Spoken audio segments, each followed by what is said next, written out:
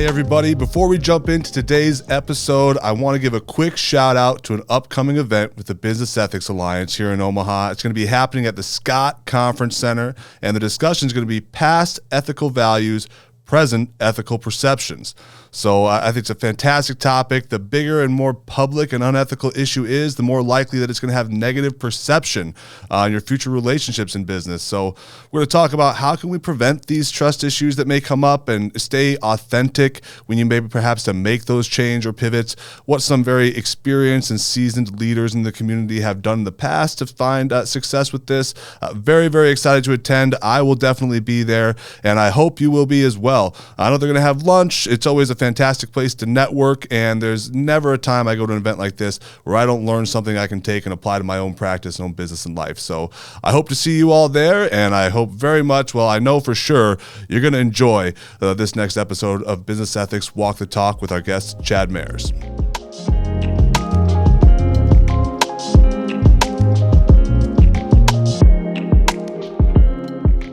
Welcome to another episode of Business Ethics Walk the Talk. I am Blake Peterson, your host. Thank you so much for joining me today, and I've got a fantastic guest, another one of our local Omaha, I would say obviously a founder, but it's not business owner, but nonprofit CEO. So Chad Mayers with me today from the WorkLife. How you doing, man? Good to have you. Doing great. Thanks for having me. Appreciate it. It is a pleasure to have you in here. So WorkLife does a lot of great things for private businesses in the community. Even though you act as a non-for-profit, you really have a very unique set of tools you can go in and apply to people in the private sector that maybe they don't have the time for, capacity for, to really be able to manage at their current position. So I would definitely want to get to that. But let's talk a little bit about you, Chad, man. What's your story? How did you go from obviously maybe working in the private sector, college, all the things that you had brought up to me when we talked before discussion, to then becoming the CEO of a non-for-profit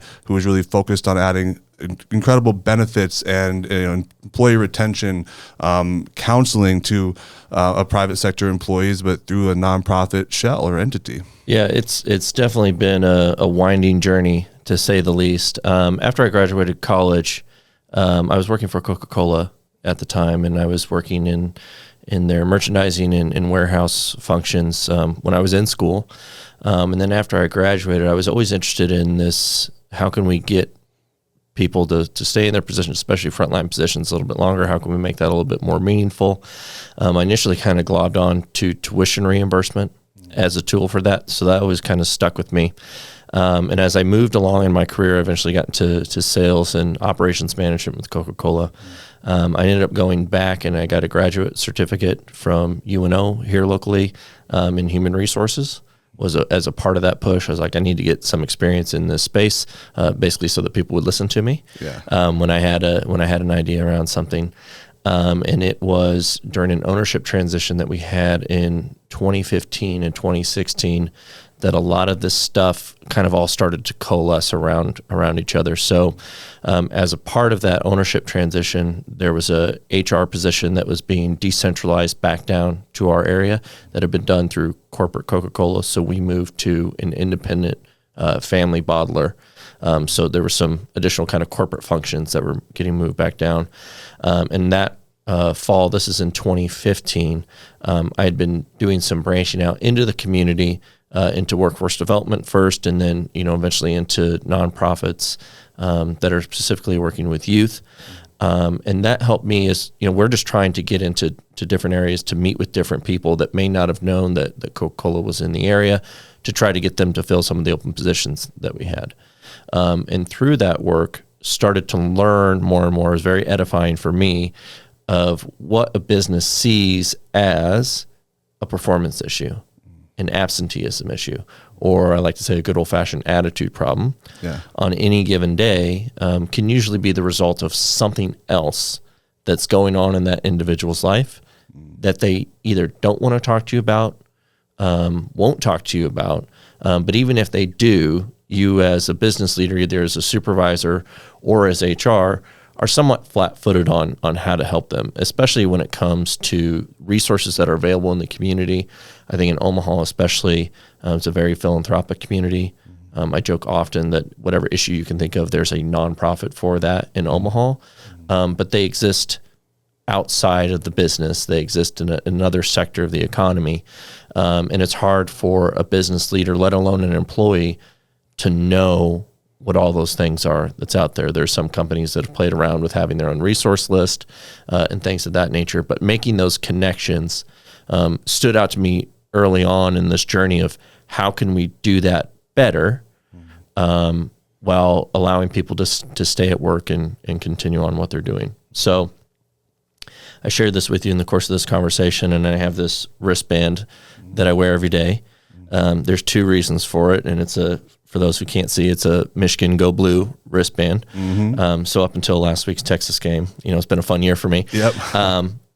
But there's two reasons why I wear it. The first one is I've ever since Charles Woodson donned the Mason Blue, always been a huge fan of the Wolverines. But the second part is the real reason why I wear it is because it's a part of this journey that I've been on. So in 2015, as I'm kind of dipping my toes in the water of this community stuff, eventually got an HR position with this new Coca-Cola bottler at the end of that year. I decided that I wanted to try to go back to school and get an MBA. And I ended up applying at the University of Michigan to the Ross Business School. And as a part of that process, when I went up there, there's a center attached to the business school called the Center for Positive Organizations. And it's really the application of, I'm really oversimplifying, but it's the application of positive psychology in an organizational setting and how implementing those practices as an organization can help benefit the organization. So I visited that center while I was there, and then found myself sitting in a coffee shop one of the nights that I was there, and I was perusing their website for books because I just, I want to read something while I'm sitting here, and eventually found a book called Changing Your Company from the Inside Out, a Goal to Social Intrapreneurship, which is, basically acting like an entrepreneur, but within the organizational setting. Right. And for whatever reason at the time, that title spoke to me. So I started reading it.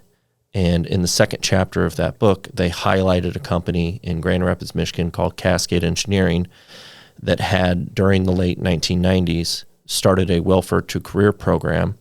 And as a part of that, through a couple of missteps and opportunities and kept going with it, eventually landed on having a state of Michigan social worker sitting inside the organization so that when these things happened, the performance issues, the absenteeism issues, attitude problems, instead of a supervisor or HR trying to step in, probably unsuccessfully in those areas, or even having an employee who doesn't want to talk to you about those things, it turned into go talk to the social worker down the hall. They have the connections. They know what's going on in the nonprofit sector. Obviously, they know what kind of government benefits are available for you. Have the conversation there, and we'll just be here to support you in having that conversation, i.e. you can do it during your work hours. We're paying for them to be here. We're kind of creating that space. If there's some latitude that we need to give, we'll be a little bit more willing to give it, knowing that you're working with the social worker. So in that book, it highlighted how that had really done a tremendous job of increasing their retention within this program. So as I'm reading that, light bulbs are going off left and right. But they get dimmed pretty quickly with the thought of, okay, one, I don't think we're ever going to feel comfortable with a social worker coming in from the state. But also that would be limited in scope necessarily. Because if you're trying to get someone moved off of welfare into their career, there's only a certain segment of your employee population that would be eligible to receive these services. And in my opinion, at the time, life happens to anyone, and you're trying to avoid an emergency. It's a common refrain within the nonprofit sector of, we'll help you when it becomes an emergency, because that's how the funding is set up for whatever reason, and you can understand why. But we're trying to avoid that. We're trying to keep someone in a job. We're trying to keep them moving forward. So eventually, and I started in this HR position, and things started rolling along, and we'd done this huge ownership transition with basically the entire workforce for Coca-Cola for the state of Nebraska going to this independent bottler. So that took a little bit of time to settle in. But eventually I reached out to Cascade Engineering via their website, and just said, hey, here's who I am. here's where I'm at. I'm interested in learning more about what you're doing. And they were gracious enough to get on the phone with me and tell me a little bit more about what they were doing. And through the course of that conversation, they shared with me that in the early 2000s, some other companies in Grand Rapids had come together to try to expand this model that they had started with the social worker. But they really wanted to do it in a collaborative framework. So they founded a nonprofit in Grand Rapids called The Source and started providing not only the DHHS stuff, but also employing what they called a resource navigator.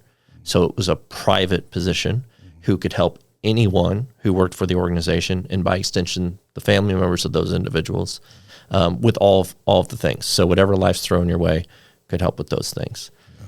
When I heard that, now the light bulbs are really going off, and I didn't have the same dimmer switch tripping. Yeah. So to me, that was the thing. It's not about resources or services. Those exist, and to be frank, an employee can get to those if they want to, because it's community access. But it's not about that. It's about the missing piece there is a relationship with someone who can help not only in those times, someone that you trust, someone that you can go and talk to, but then once that period of time is over, that difficult period of time is over, how can this person continue to walk with me along my journey? Because I'm going to have questions about other things down the line. You know, it could be I start with needing rental assistance, and then I move a little bit down the line and my car breaks down. Now I need a new car. I just want to get a new car because I got a better income. You know, eventually I may want to buy a house. You know, think of all the things that happen in your life, and at various points in the journey, you don't know what to do because you're doing it for the first time. Sometimes you can talk to a parent about those things and they can help you out. But that's not always there for whatever reason. Yeah. So you don't always have someone to talk to. So that really stuck with me in that moment of, can businesses do this together through partnering with either starting an organization or partnering with another organization in the community, but it's got to be positioned properly within the community. So I'll pause there because that was a long. No, that was great. I mean, I loved how I certainly have a lot of questions to ask about that, but it seems like, I mean, the first thing that came to mind, you're working with Coca-Cola. This is one of the largest businesses in the world, obviously, for a long time, been a powerhouse. So things usually move very slowly through a corporate structure like that because everybody's boss has a boss who has a boss, and they've got to run it down the chain of command. So do you think by decentralizing that HR perspective from the, we call it the national level, bringing it into perhaps you'd call that regional, did that have a big impact on retention or maybe benefits immediately? Did you see almost an immediate benefit to doing that? Or was there also maybe some headaches with it because there could be some issues or some solutions that you wanted to bring to the table that the higher ups don't agree with? So they would be, maybe cutting it down, maybe say rejecting it because they don't do it elsewhere. So why would we do it here? How did that go for you? Yeah, I think it's a little bit of both, and you're right, in a larger corporate structure that it's hard to move. I think the metaphor of an oil tanker that it takes 8 miles to turn around is apt in those settings, and there's reasons for that, and it's understandable. I generally am of the opinion that having more local control and decision making breeds more ownership, not only within the leadership of the organization, but that translates down. So that transition, for me, obviously professionally, was a net positive, but I think it was a net positive for the business, not only here locally, but Coca-Cola did this across the country. So I think it's been a real net positive for them everywhere. It's certainly been a net positive in this area. I know Coca-Cola's market share has gone up tremendously, and it allowed us to do some things from a people perspective that would have just been, for the reasons that we talked about, we wouldn't have been able to do. Right. But there's a lot of learning as you go as a part of that. With respect to, what I was working on with this other piece, it was a realization along the line of this has to get started on its own independent from what I'm doing currently. So there was something within inside of me that I had to do it. I could not do it.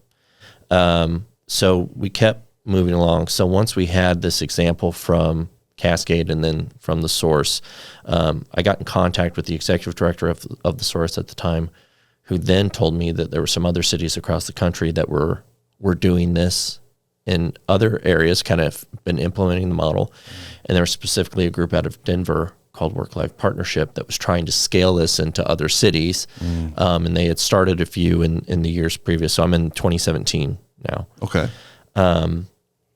So got connected with them, and they said, hey, if you can find a group of businesses that want to do it, find some funding, which is always a challenge. So you got a chicken and egg thing going on here. Oh yeah. We'll help you with the blueprint, basically. Yeah. So I started on an odyssey of a lot of coffee with folks. And in each one of those conversations, and this is what I think is important to know from a networking perspective, people are very willing to have a conversation with you. You need to have a reason for the conversation, of course. And I don't think the reason should always be, hey, here's what I want to do in my career. How can you help me? Yeah. People are very interested in talking about ideas, how they can be a part of ideas more specifically. And if they're not the right person, and this is how I ended every single one of those conversations, if you're not the right person to, jump on our wagon here, who else do you think I should talk to along the way? And I had a very, thin Rolodex at the time, but it started to expand pretty rapidly from those conversations. So eventually I got connected to two groups that were super important. The first was an organization here in town called North End Teleservices. So a friend of mine was serving on a board with their CEO, Carmen Tapio, and he's like, I don't know a lot about their organization, but it sounds like they're trying to do what you're describing to me of having someone to help with all the things that go on in life. So have a conversation with her. And then the other name that kept coming up over and over again was, have you talked to the Greater Omaha Chamber? And that was always on my list, but I didn't know anyone who worked at the chamber at the time. So I made a connection there, again, through someone else that I knew, with their director of talent at the time, named Sarah Moylan. And these two conversations kind of happen simultaneously. So with North End, I meet with Carmen and Keisha and give them the pitch of, here's this entity that can do this thing and can do it in partnership, not with one organization, but with many organizations. And it's kind of something we can be doing together. But we're trying to solve these sorts of problems, life outside of work, and of course blends into work. And then with Sarah in the conversation with the chamber, I was somewhat audacious and said, hey, I think this is a fantastic idea. I think that the chamber is a proper place to do this because it will position it in the community appropriately as a workplace benefit, not as yet another social services program. And the thinking behind that was companies will pay large amounts of money for a new workplace benefit. With that, they have a financial stake in it, but they also want to make sure that it's going to work. So they're going to give you basically the keys to the castle to get in there. And with what we're doing, which is something that's very relationship driven, you got to be in there. You got to become a part of the culture for it to work. So with those two groups, we started moving along. I didn't get a no from either one. So it wasn't a yes, but it wasn't a no. So you keep pushing. I mean, you're in sales, so you know. Oh yeah, I know it, bud. You know. So eventually we ended up doing, I had some involvement with a group called the Opportunity Youth Initiative. And as part of that, they'd been doing some work with Project Everlast here in town, which is a wonderful organization that provides a team of central access navigators that can operate as a point of contact, similar to what I'm talking about here, but for community members, specifically youth age 16 to 26. So with that, we basically took a couple of those central access navigators and plopped them down at North End for a few days and said, hey, here's what we're here for. Come and talk to us if you got something. And at the time, North End had about 60 employees.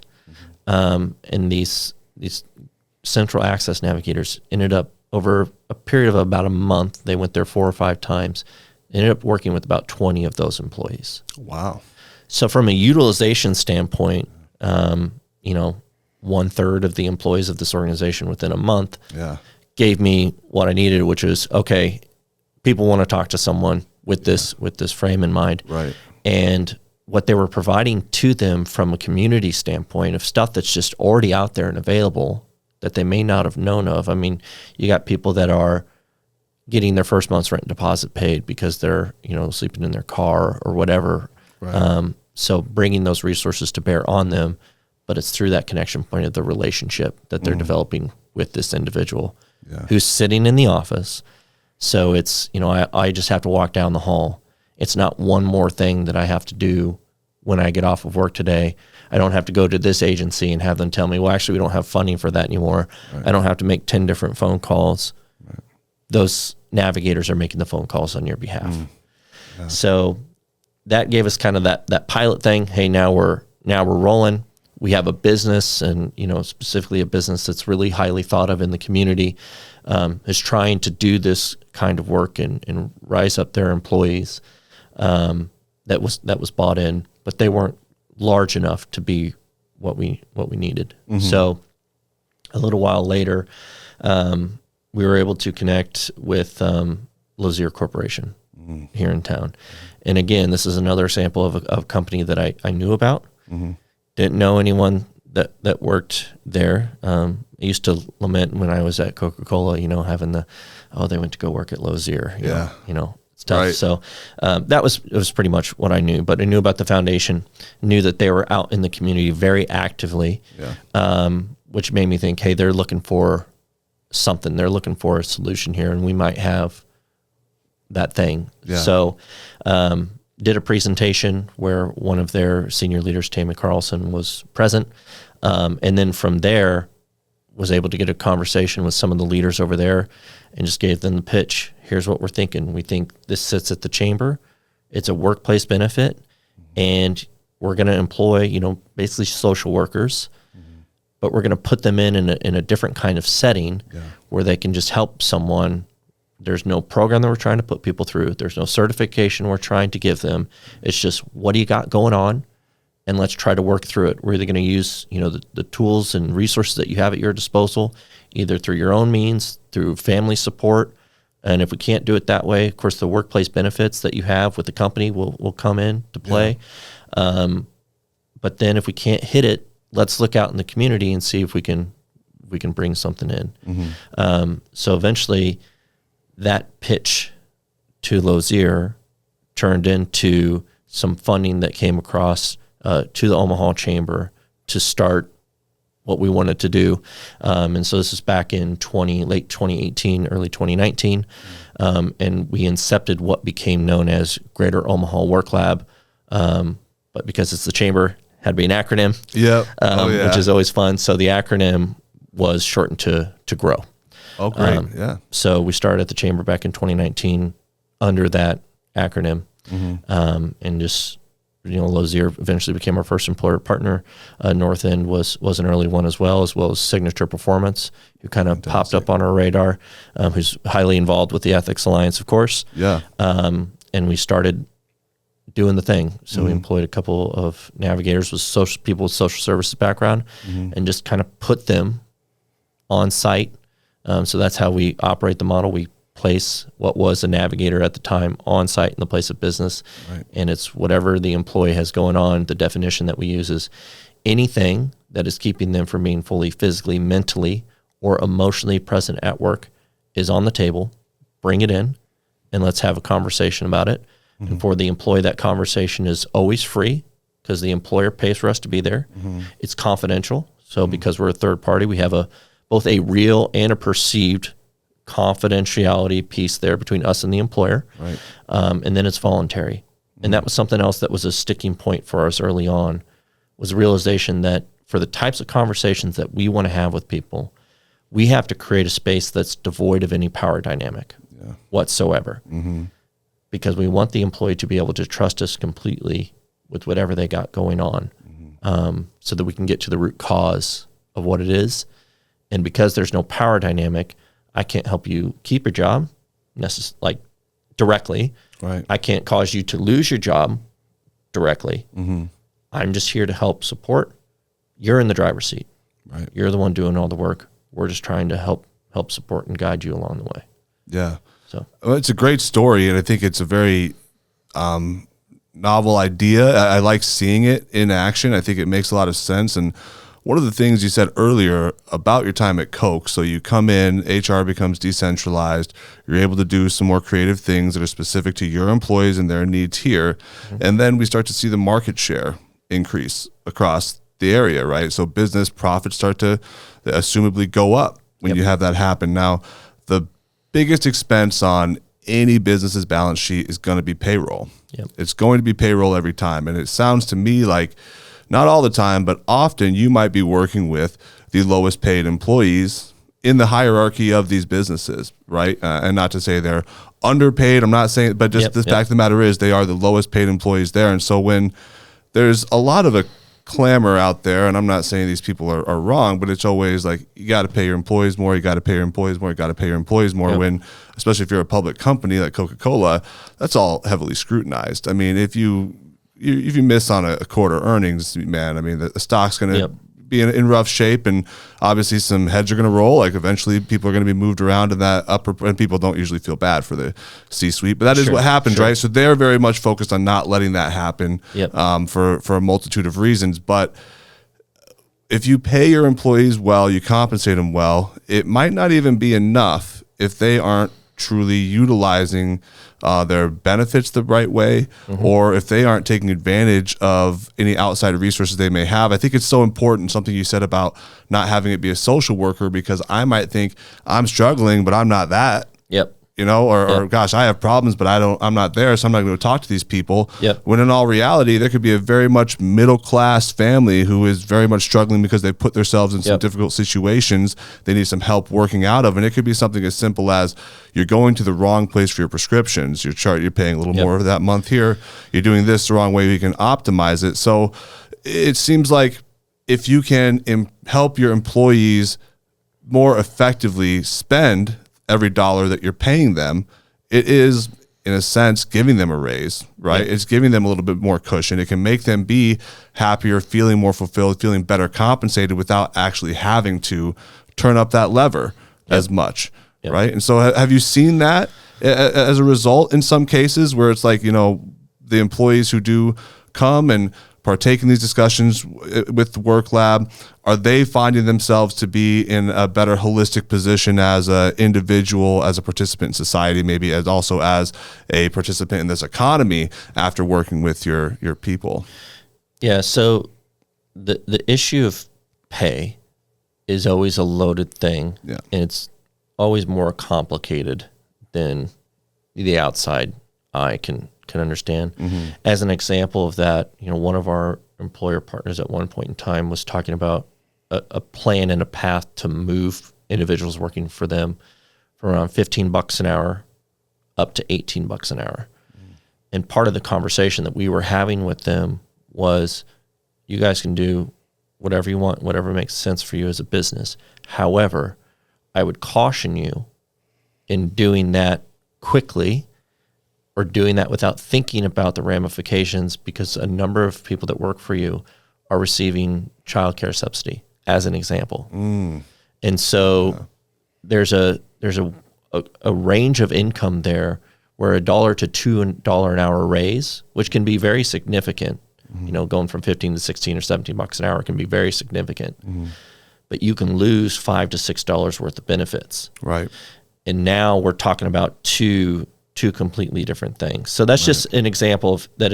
It can be more complex. Absolutely. I think over time, every company can get to a place where they're providing good pay and good benefits. Now that means different things to different people, but that's something that, you know, most companies can get to that place and can be competitive within their sector of the market, whatever that is. Yeah.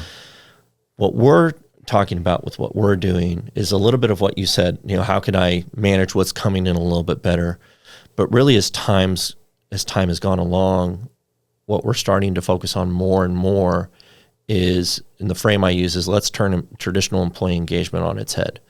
So if you think about that term, and it's a loaded term, and I'm going to oversimplify, but it's really geared towards how can the organization get their employees to be acting in the best interest of the organization? How can we engage them in our mission? How can we get them to give of themselves beyond the pay and the benefits, get that kind of psychic energy going so that they're going above and beyond for the organization. Right. Useful thing to think about, useful thing to do. Obviously, if you're trying to build an organization and grow the organization, the benefits will redound to the group with that kind of thought process. But I think it leaves something to be desired. Yeah. And that is, what's the fundamental reason why any of us get up, go to work? There's the immediate needs of, I got rent to pay, I got, bills. But if you think of it from a long-term perspective of your entire working life, your entire career, whatever you want to call it, there's some sort of a life that we're trying to build for ourselves, for our family, for our kids if we have them. There's a life that we want to have.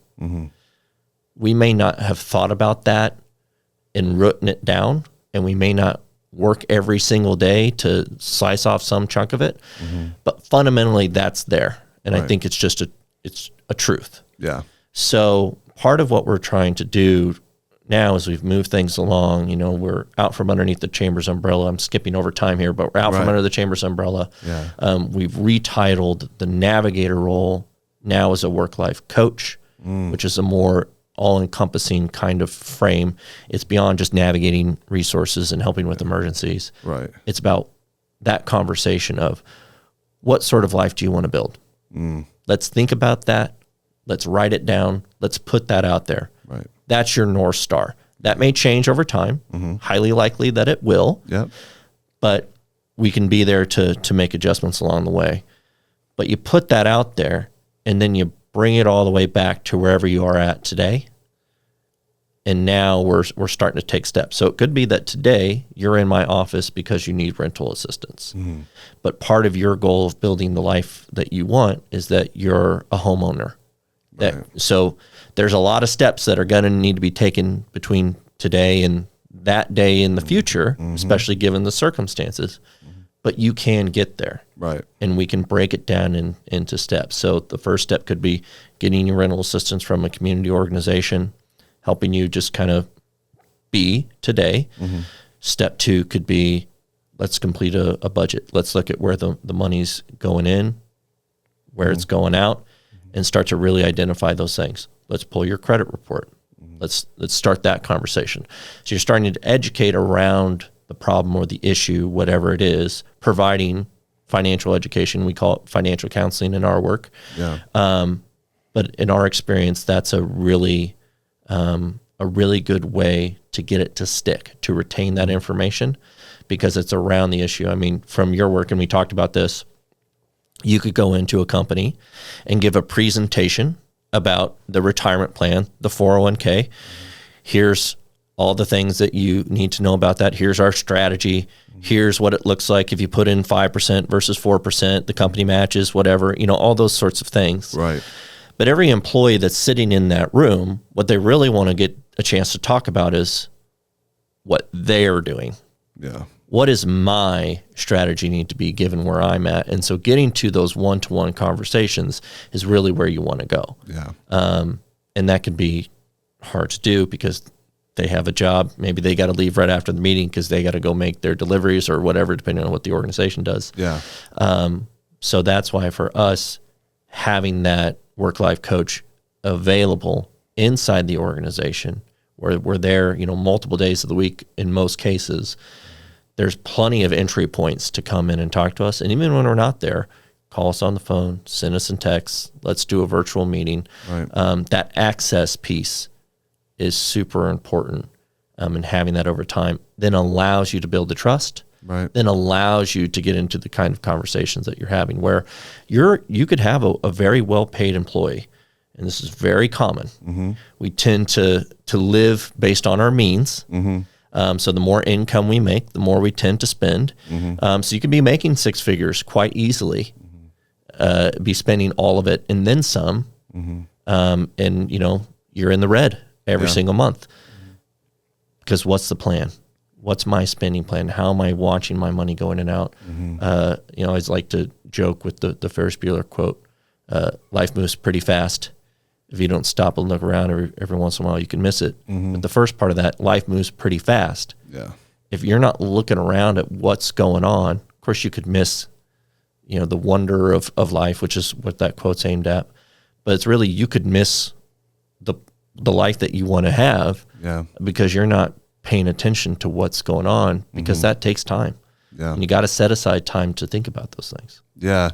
No, it's fantastic. And I think it's, very similar to my job, even and I do work with retirement plans and help those people on an individual level, but obviously don't have the time that your employees do to sit down and go so selective with each one. But even my, we call more successful clients, I have to say, hey man, what is your goal? Yep. Well, I want to retire. Okay. Yeah, don't we all? Yeah. What does retirement look like for you? Yep. Is it one house or five? Are we living in Florida? What are we doing, man? Right. You got to have a clear goal in mind, and then we can start to put the framework in place.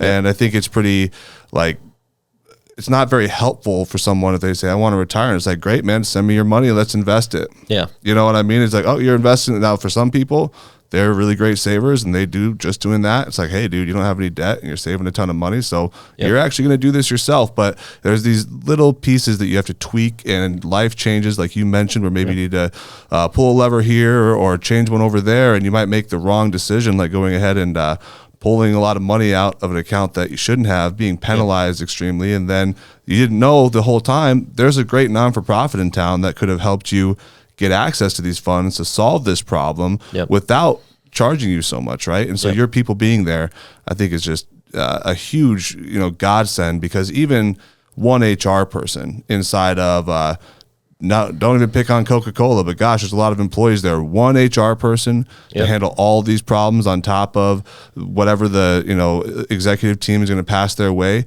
It's just not sustainable, and it's not realistic for them to have this close connection with each employee. With your experience now, so obviously you've gone through the corporate structure and the private sector. You've gone through a couple iterations of the nonprofit sector now, because you were a part of the chamber, and now you've gone off on your own.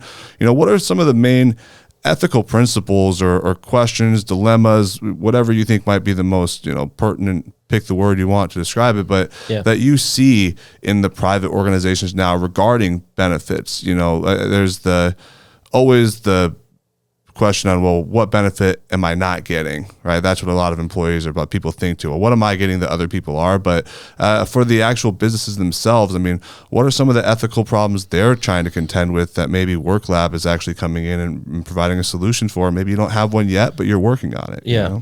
So I want to go back to the HR person that you talked about. And some companies that we're working with, again, they have one HR person, or in a couple of examples, at one point in time they do now, but they didn't, with a couple smaller businesses that we're working with. But even if you have a big HR team, one of our employer partners, their HR team has gone from less than 10 to almost 30 people now. And that includes recruitment and all the different things. They've almost doubled in size during the time that we've been working with them. Wow. So they have a lot of those folks there for HR, and they have all the different functions. But everything that I'm describing is not a traditional HR function. That's true. It's not what HR is there for. You point to an employee assistance program that gets brought up a lot with what we're utilizing. We get compared to that a lot. All of our employer partners have an employee assistance program. We encourage them to keep it, and we're there to help that get utilized. Most people will utilize that for therapy services. So if you're in HR and someone comes in and they're describing a particularly difficult circumstances, you may slide the EAP brochure across the desk. But I know from my experience that when you do that, you get a look like, okay, thanks. Right. I might call that number. Yeah. The benefit and the service that's provided on the other side of that is, in my experience, most of the time pretty wonderful. You can get to a therapist, and there's some, free sessions that come along with that.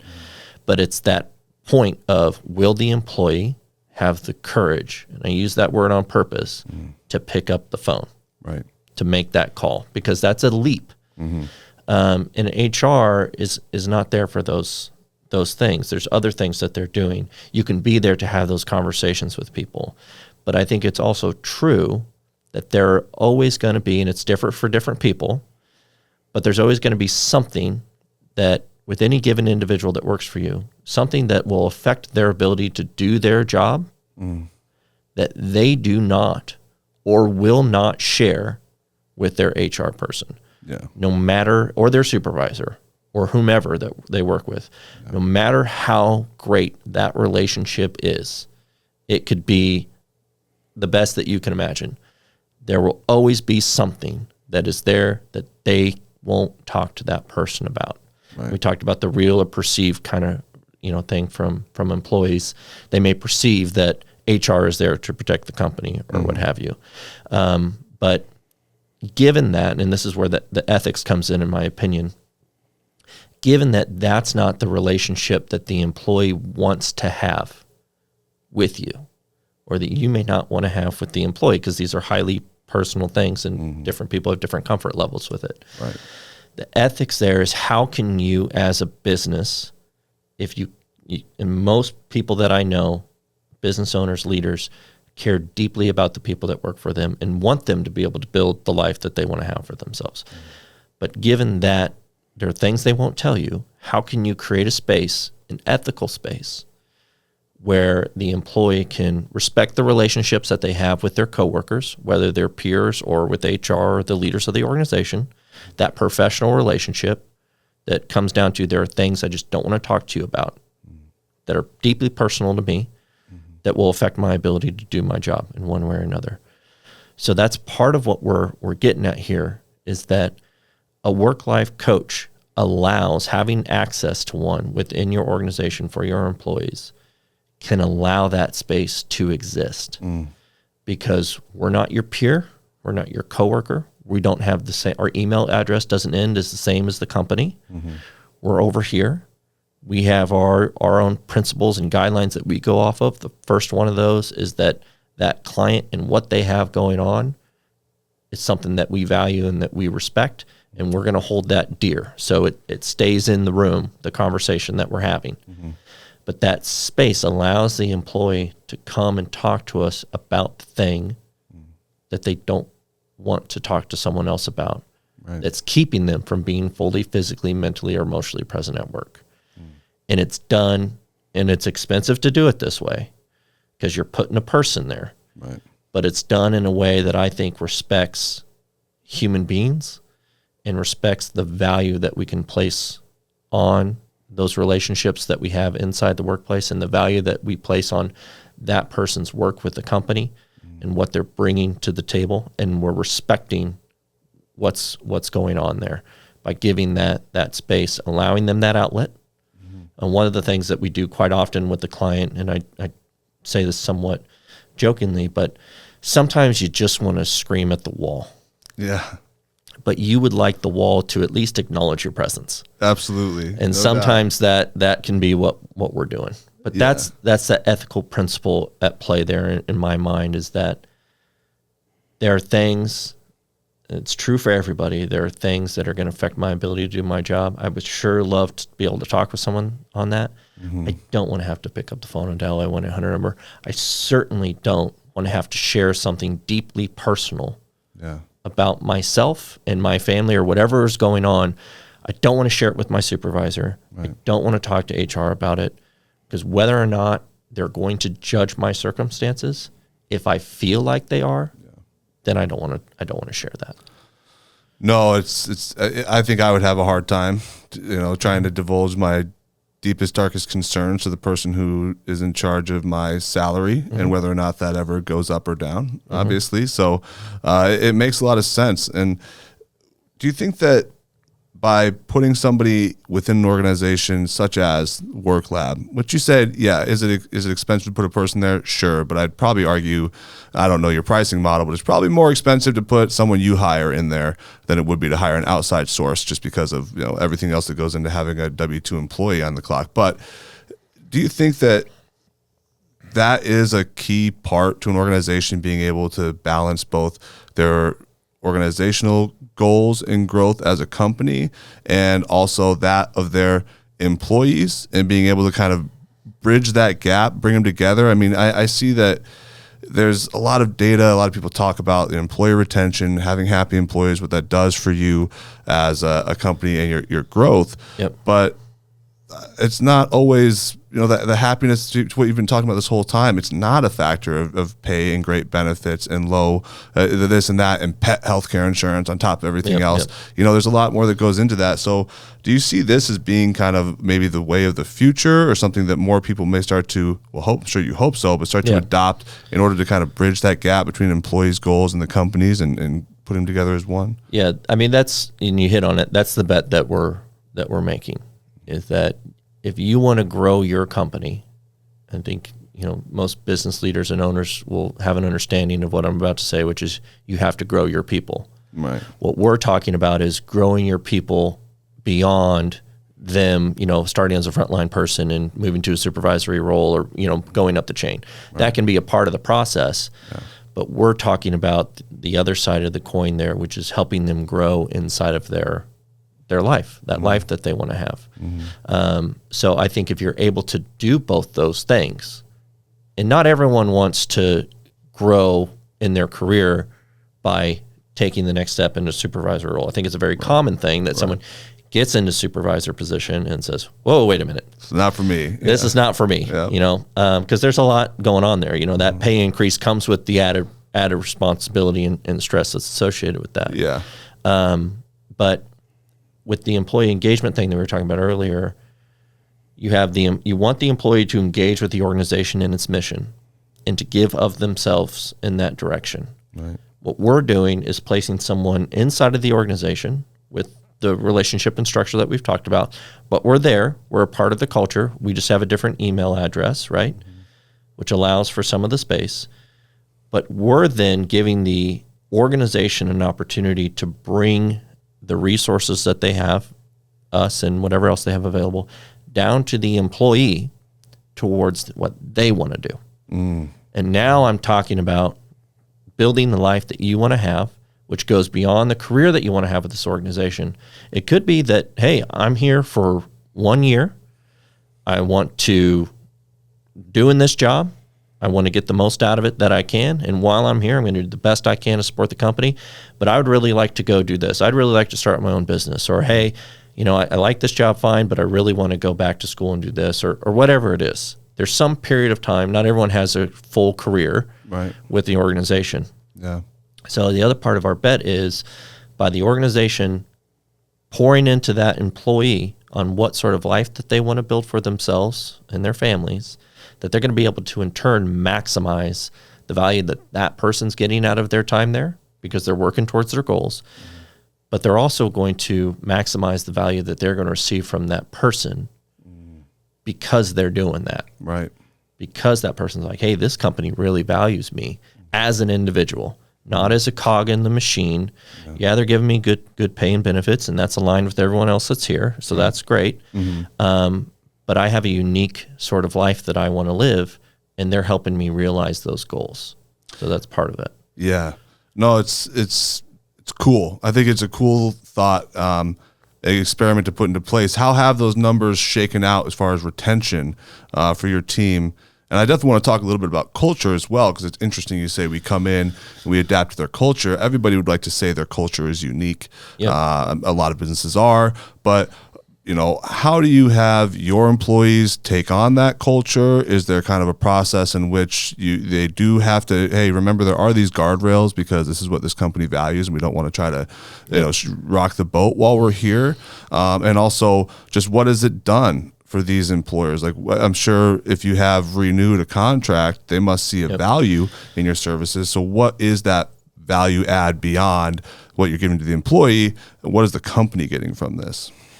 So the first thing I'll say there is when we started doing this, it was very important to me that we pass the market test. I'm going to ask a company to pay us basically what it costs us to do this. So, you mentioned that total compensation piece earlier. We're basically passing along our total compensation costs for our people onto the employers, trying to get that as close to even as we possibly can. So with that, of the partners that we've been working with, and I've mentioned 3 of them already. If you don't mind, I'm just going to mention the rest. Yeah, please do. So Oxbow Animal Health here in town, we've been working with them since 2020. The first 3 that I mentioned, Lozier, Signature Performance, and North End, we've been working with them since 2019. So it's been 5 years now. Oxbow since 2020. QLI here in town since 2020, Airlight Plastics since early 2022. So you're in year 3 now with them. And then Children's Nebraska since early 2022. And then Sun Valley Landscaping, which is our smaller business partner. We've been working with them since 2022. So all of those employers have had a contract that's come up for renewal. They've extended our services, and actually all of them are now on 3-year agreements. That's great. So, from that standpoint, are we providing the value to them? I would say that the market is the ultimate test of that. Yeah. So we're passing that test. Going to the retention piece, and this is a question that I get asked often, like, well, how have you guys affected employee retention? The short answer to that question is, I don't know. Right. And here's why. From the first meeting, and we sit down with our employers every single month. From the first meeting that we had with our first employer partner, and I'm going to give them credit for this, so it was with Low Zero Corporation. I asked them, how do you want us to measure this retention number? Do you want to send us a list of folks and we'll compare numbers and, do it that way? And their CEO at the time looked me dead in the eye and said, I don't want to give you that information because that's not the reason why we're doing this. And I said, tell me more, please. It's obviously music to my ears. Yeah. Their position, which has now become our position, is that what you're paying for here and what you want to have is for the individuals that work for you, and by extension, their family. And by that, I mean, we'll go a generation up, down, and across, because if they have something, it's obviously going to affect your ability to be at work. Absolutely. We want them and their family to have access to the kind of support that you're providing. That's what we're paying you for. That's the value that we want to have. So do we want to see that people are utilizing the services? Absolutely. But if I use this year as an example, we have utilization targets that we have for our folks. It's kind of a let's get to this minimum, and that's so we know what we're doing. It's kind of based off a workload that we've seen that they can handle and maintain their sanity along the way. Right. But this year alone, if I use our current employers against last year as a target, just prior year numbers, we're up almost 40% in client utilization. Wow. Which is, in and of itself, a big jump. Yeah. So our folks are, some of them right now are 2 to 3 weeks out on just to get an appointment with an employee, which, leads to other kinds of conversation with those businesses on, hey, what kind of value are we providing? Look at how many of your employees want to come talk to our folks. Right. And when they're in the room with us, and this is one of the guarantees that we make to the company, we're working on something. We're not just sitting there having a chit chat. They're not just taking a break from being on the line or whatever. We're working on something. Right. And that's drilled into our folks. So if they're in the room with us, we're doing something, but there's that many people across these organizations that are wanting to talk to us. And that's how we think about it. From a utilization standpoint across any organization in any given year, our goal is to get to 15 to 25% utilization. We're going to be over that 25% number with most, if not all, of our employer partners this year, with one exception where it's a larger company and it's hard to get there. Yeah. But that's part of the value that we're providing. The way that they do think from a number standpoint, it's hard to put a hard ROI on anything, in my opinion, but certainly what we're doing. Yeah. But the way that we do think about it is, so let's say you have 1,000 employees, just to use nice round numbers. If I'm doing 15 to 25% utilization with that size of company, I'm going to meet with somewhere between 150 to 250 of your employees throughout the course of the year. Any organization has their own kind of internal measure of, hey, when someone leaves, it's going to cost us this amount of money, and those amounts of money can be different, but on average, it's going to cost us this amount of money to bring a new person in. So again, let's just use round figures, and some of these numbers I get from our employer partners. Let's say it's $10,000. Every time someone walks out the door, to bring someone in and train them and hire and all those sorts of things costs us $10,000. So if I'm going to work with even 150, so I'm at the low end of our utilization, could I make some sort of educated statement to the effect of, were it not for having the ability to have a conversation with a work-life coach, 15 of the 150 people that we worked with throughout the course of the year would not be at this organization, would not otherwise be here. Right. I'm willing to make that statement. Now, can I stand on the most solid of bedrock doing it? No, because it's a counterfactual that I'll never be able to prove. Right. But it's there. Yeah. So that's the way that we think about that value from an ROI standpoint. And I didn't make that up either. That came from our employer partners, who really drive what we do. We really see the work that we're doing as it's a collaborative. So we're a nonprofit, but we're an employer-led collaborative. Now, that's not to say that we're completely serving the interest of those organizations in totality. We're serving the interest of the people that we talk to, what they want, with the goal of that's what's best for those organizations. Yeah, very well said. And I think that even if it was a conversation where an employee is coming in and your team is helping them move along to the next step that is outside of the company, I mean, I did health and safety for a long time. You don't want somebody there who doesn't want to be there, because that person gets a finger chopped off.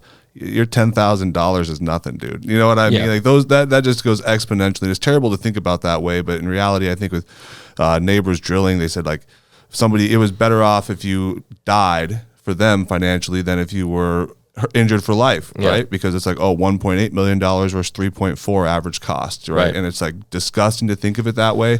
But then how do you start to quantify, are we doing things well? And that is just from the factor of, well, how many of these are we paying for? In some regard, how many times are we going out spending that $10,000 to find a new employee?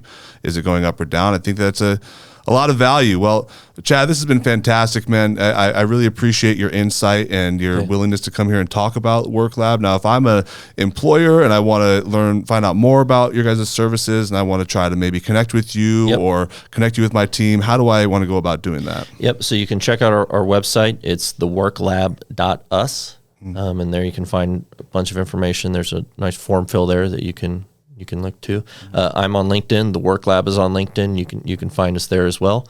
We're always happy to start those conversations. We think we kind of fit into a space where there isn't something for it, but we're trying to fill that gap. And I think the benefits not only redound to the employee and the employer, but it redounds to the community as well. From two aspects. One, we're helping to keep people employed who may have otherwise lost their job, but really there's a lot of different nonprofits out there and individuals in the private sector too that we work with very consistently, because not all of our folks qualify for stuff, but they do a lion's share of the work, and we're wanting to bring them in and lift them up, and they've done some wonderful things on behalf of our clients. So we could have another conversation about that.